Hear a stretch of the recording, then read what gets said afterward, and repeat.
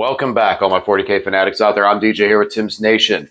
And today I'm going to be bringing you the list that's going to be taking on Lane and his Votann debuting on the channel. Lane has been hard at work getting new miniatures and new models ready for this new Votann, which he has stated to me is totally different than Votann used to play. Long ago, they would do a hecaton of damage, and would just obliterate armies on the field. Then the index came, and that changed. They weren't doing the damage that they used to. There was a lot of people that were still having success. Lane did not enjoy the army and the way it played. He said it took away a lot of the details, and that's fine. You know, there's a lot of armies that we collect specific things because we like how they play. But he's like, you know, they need a codex. They need more variety around some of the stuff. It's just the way they play is not to his liking and his play style. Now we got this codex, and he has said that it is completely different. Everything has changed, and the army plays in a completely different manner. And he'll talk about that more. Let him explain that all, because he's going to say it way better than I could. And you know what? He may use different verbiage than I will, but this is just how I gathered from our conversation that we had talking about the Votann and what they're going to be doing. And I'm going to be asking a lot of questions because there is a lot of new things that this army can do. So that's going to be exciting to see and see what this stuff can do and how the Votann can go. I love seeing Lane's Votann. He's done a lot of good work with them, much faster painter than I am, and he's getting those guys ready. So, again, speaking of painting, still working on a lot of other stuff, and the world leaders still need work, but we are bringing them today. Someone in the comment section mentioned recently, they asked in the World Leader Grey Knight video if Eric and myself or Eric would think about doing a class on world leaders or just a focus on that class. I don't feel I'm the person to do a class on world leaders specifically. Grey Knights, maybe I'm starting to get the engine going there, so I could probably be good in a conversation there. Necrons, definitely. World leaders, not so much. I love the army, and I do feel like they're one of my more competitive builds if I can just get stuff cleaned up and finished. But my competitive build is going to be the Demon Host, which is the Demonkin detachment, and that gives us all the Blood Crushers and Scarbrand and all that stuff. And for this army today, for the people who are brand new into World Eaters, brand new into 40K, wanting to build an army and are kind of trying to figure out what their shopping list should be, what are some things they want to get, or may have already purchased models and are trying to figure out how to use them, this video is kind of more focused around that. I wanted to do it. I can definitely talk on the mechanics of 40K and how things can play and how things can play well and score points and be efficient and let you have a game with your buddy that you're confident about the army you're bringing, some of the units, and how they can interact on the field. That stuff I can definitely give a good synopsis about that. So that's what I'm doing with the World Eaters today. This is a very focused army on the basics and the fundamentals of World Eaters and 40K. And with that, I kind of tried to spread it around and just go the Highlander style, take one of each unit. Couldn't really do that with the Berzerkers. We are limited on data sheets, so I did have to take 3 squads of Berzerkers and 2 Rhinos, but we're World Eaters. Berzerkers are kind of our trademark for the army, as it would be, and that's where most of our characters go. So that's going to be kind of that was kind of the method I went into this with, and also was thinking like, okay, if I'm new to this game and new to Warhammer, what am I going to want to collect and paint? And that also was with the detachment too, because when you go over into the World Eaters out of Demonkin, I love the Gore Track Onslaught, and I think it is very good. I think there is hidden potential to be unlocked in that detachment, but that detachment probably looks like 5 Rhinos and 50 Berzerkers, and just getting into this hobby, that can be a very daunting task to paint when there's no variety. So that was like, all right, we're not going to do Gore Track for this, not this time, not especially with Lane learning an army. Then Demonkin, again, if you're coming into World Eaters, you're coming into World Eater units, and Demonkin might not be the choice. You know, you might be like, okay, well, those are demons. That's a different army. And, you know, if you are interested in Demonkin, I do have some other videos on the channel, and they'll be making their rounds back here soon. I love the Demonkin. I think they're very powerful, very strong, and I love that detachment. The other three, we got you got the one for the slaughter, the slaughter possess. I can't remember the name of it, but it's the one that bases around all the 8-bound and everything there. Blaine, again, same problem as Goretrack. I don't feel that detachment's very good anyways, and on top of it, you just have a bunch of 8-bound. Realistically, you're taking a lot of the same model, same unit. And then the blood cult, blood pact, jackals, goremongers, Lord of Skulls. That one is interesting. I'd like to play that one soon if I can get Josh to let me borrow his Lord of Skulls. I would not mind putting that one out there because that one could get tasty. There's a couple of cool things I'd like to do in there, including the fact of taking a Slaughterbound, slapping it into a 20-man squad of jackals, and making them very durable as they move across the field. It's basically like I'm giving the Slaughterbound 20 extra wounds. So that could be fun. Today, we are taking the Berzerker Warband. Now, the other option would be the Vessels detachment, but I feel like the Vessels is a very good detachment. It's a good transitioning piece if you find Berzerker Warband kind of boring. But I think Berzerker Warband is a good starting point because you get the opportunity to use the blessings and not be your crutch while you're really getting a feel for when and how you want to use them. Because Vessels allows you to then pick for 3 of your units to just give them a single additional blessing, which is very strong. But I think it takes some forethought and kind of more of an understanding army. With Berzerker Warband, instead, you get one of the most entertaining detachments to read about in your entire army because everything gets +2 strength and +1 attack when it charges. That's the detachment rule. So suddenly, things like your Rhino gets +1 attack and +2 strength. And remember, vehicles like the Rhino and the Land Raider, those things are hitting on 3s. So now it's like you charge with that Rhino, not because you're just trying to stop an Overwatch or tie something up, but the fact that you could tank shock and then maybe score a couple extra wounds on combat because you actually have a combat profile, just no AP. So I find that very entertaining on how those go. The Berzerker Warband buffs everything. It gives them all the +2 strength, all the +1 attack, which means that these units are able to start punching up into things. And in this vehicle-heavy meta, it allows other units to be able to then do damage to things they normally wouldn't be able to, or able to out of other detachments. And with a combat-heavy army, where we don't really have we have an anti-tank unit in the Exalted 8-bound. I'm not a big fan of them. Demon Princes, Angron, Scarbrand, all those things can punch into those, but they come at a cost. Very expensive for some of those units to do so. And Demon Prince are medium at hitting heavier, bigger targets. We're talking about Knights and stuff like that.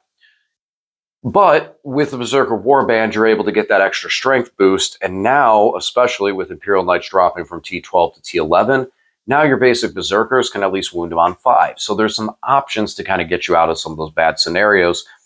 I'm not saying they're the best options, but I'm saying they're options. And when you're learning 40K and when you're trying to learn World Eaters and try to build this army, you're going to want to collect some variety. You're going to want some different stuff to paint. You're not going to want to sit there and shell out 50 Berserkers to play an army and then a couple around. You're not going to want to do that.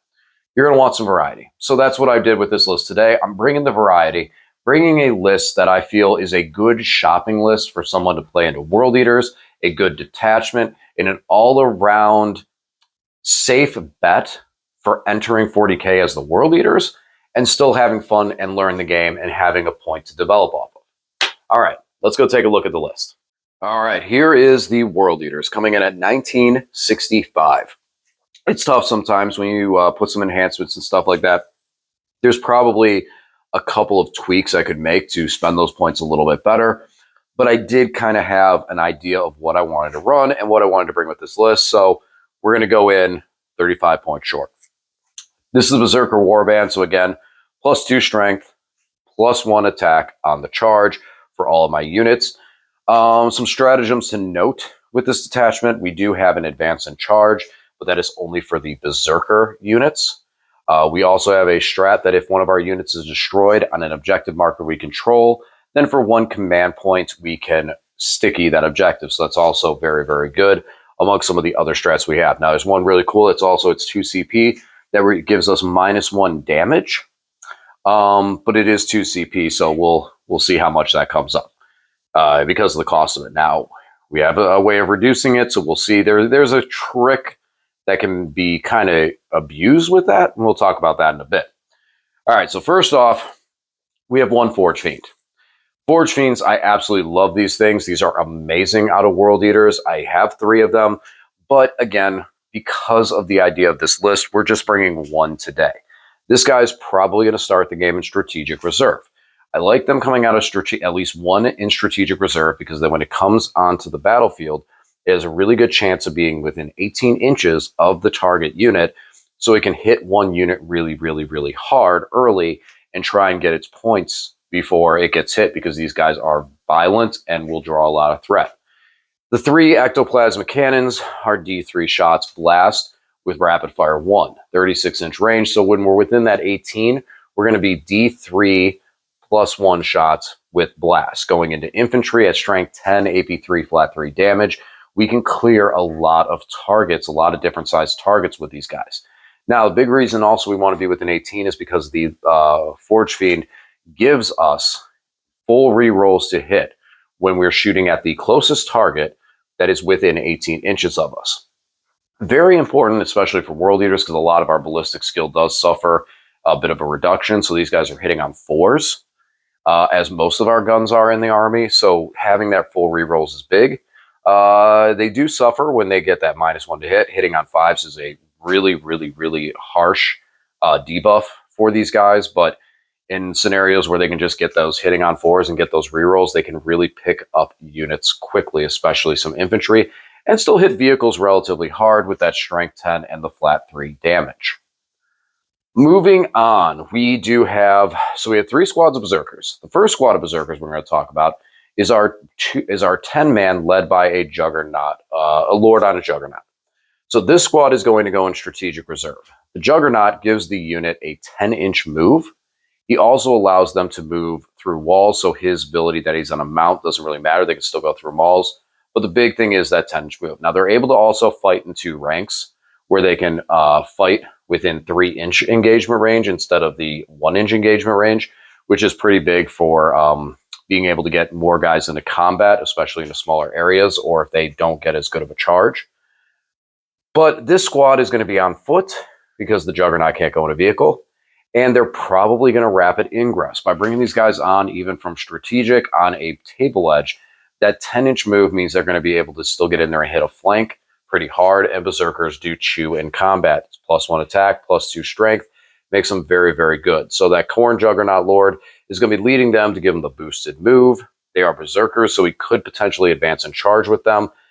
The issue with the advance and charge strat is we have to do when we declare the advance. So that's one tough point. So hopefully that 10-inch move will be enough that we don't really feel we need to use the strat on these guys.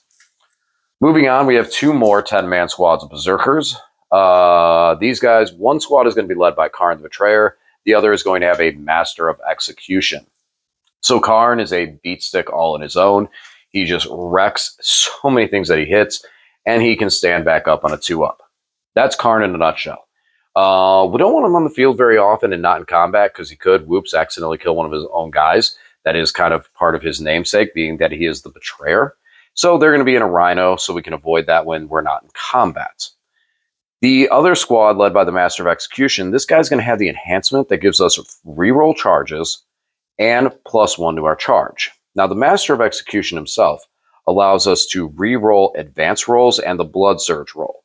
The Blood Surge roll for the Berserkers is that when I lose a model, I can immediately make a Blood Surge roll and move D6 +2 inches towards the closest enemy unit. This move can end us in engagement range. So units that are very, very close and we get shot, or 2 other units get shot at, we could end up shutting off a shooting phase. It's a unique ability. It's something that can easily be played around, but it now is something that your opponent has to play around because of what it can do. So these guys, the Master of Execution with the full reroll charge and the +1 charge, we do have a blessing that gives us full rerolls to charge. So there is a chance that that could be kind of redundant. But in the turns that we don't, it's nice. It was also 10 points, so it's very cheap. And the +1 charge is going to be very helpful. Now, because of the strat that like I said, we have to use early that allows us to advance and charge, we have to use it when we declare the advance. These guys, this guy has the full the reroll on the advance. So at least if we use the strat on this unit to advance out of the Rhino, they have they have their 8-inch move plus 3 inches off the Rhino for 11, plus the advance that they can reroll, plus +1 to charge, gives them a very, very far slingshot range that they're able to go. And the Master of Execution is really good, actually, at precisioning out characters. He has precision, and with Berzerker Warband, his Strength 7 AP 2 damage is going to turn into Strength 9 AP 2 damage, but 6 attacks instead. He does have Dev Wounds, and he does have Precision, so he actually can pick off some characters pretty good, especially with that Strength 9 being able to wound T4 characters on 2s. That is that's nothing to slouch at. Now, like I said, the Rhinos actually do have a combat profile, and they will have their combi bolters. These are rapid fire 4, nothing special here, you know, just regular. They get the +2 to the rapid fire, which is kind of cool. And then you get an additional combi bolter. So your 2 shots initially, rapid fire 4. So 6 shots per bolter means that these guys within 12 inches could put down 12 shots. They're hitting on 4s, but it's just a Rhino you're looking at going, oh, you got 12 bolter rounds in there. That kind of is annoying. Their ability is interesting now. All the Rhinos got shifted up. In your movement phase, in your opponent's movement phase, each time an enemy unit sets up or ends a normal move, sets up is a key part of this. Within 9 inches, you can disembark. I haven't used that yet. I feel that could be very cool and a very unique thing. It's like, oh, you're going to disembark and take this objective. No, I'm going to disembark and take this objective. And then if you shoot at them, oh, here, I'm just going to blood surge into you. So that is a very, very interesting rule. I look forward to seeing it work. Like I mentioned, he has a combat profile. The Rhino is 6 attacks, hitting on 3, Strength 6, AP 0, 1 damage. And in the Berzerker Warband, that takes him up to 7 attacks with a Rhino, hitting on 3s, Strength 8, AP 0, 1 damage. That's so cool and kind of annoying for our opponents, but that is very, very cool. So moving out of the Berzerkers, we'll go over to the Demon Prince. Demon Prince of Khorne is amazing. So he gets loan up as long as he's within range of World Leader infantry units. So it's good we got a bunch of those. He does have the aura effect to give him to reduce CP by 1. And he also does get Dev Wounds on the charge, which is kind of cool. So that's a bit for him. As far as his Infernal Cannon, his handheld cannon does get rapid fire. Not a big deal there. Extra 1 shot. Okay, he hits on 3s. The big thing with this guy, because of his beacon, to be able to reduce the CP, that's a big factor of a lot of strats in the army. I gave him the enhancement that reduces damage by 1. There is a strat that also reduces damage by 1, and it costs 2 CP. This is what I was talking about earlier. So if I do decide to spend a command point on him and use that ability, I could go -2 damage on him, keeping the Demon Prince alive. Now, Demon Prince in combat does get kind of a little bit of a glow up over other Demon Princes. His strike attack comes in at 8 attacks, Strength 8, AP 2, 3 damage. But Berzerker Warband, again, puts him at 9 attacks, Strength 10, AP 2, 3 damage. So that's a big boost there. And we look over at the sweep profile. The 1 damage on his sweep profile is kind of troublesome, but 16 goes to 17 attacks is really nice. Hitting on 2s, Strength 6 will then go to Strength 8, AP 1 damage. There is definitely some situations where that sweep profile will be the optimal choice, especially when we're talking about Dev Wounds. Then on that high volume of attacks, that's really strong. And then when we talk about blessings like sustained and lethal that this guy could also get, he can do some work. He really can do some work from both profiles. So World Leader Demon Prince, he's our champion today. Moving on, we'll go to the Goremongers. So Goremongers is a new addition to my army. These guys were part of a kill team set. For a while, we couldn't get our hands on these. Had this box not recently dropped, I would not have put these in this list because obviously this was a difficult unit to get your hands on for a while. Now they're here. Goremongers can only be taken in squads of 8. I didn't bother with any pistols with them, but I did give the harpoon because I thought the harpoon looked pretty cool for that one-shot gun. The thing with Goremongers, because of the sustained, and because of the AP1, and because of their positioning, they could fend off something small coming into an objective. They don't. Oh, I'm sorry. They don't have AP. No AP. AP 0.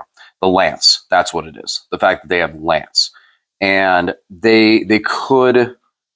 Oh, I'm sorry. They don't have sustained. I kept saying that they don't have sustained. They have lance, but you could give them.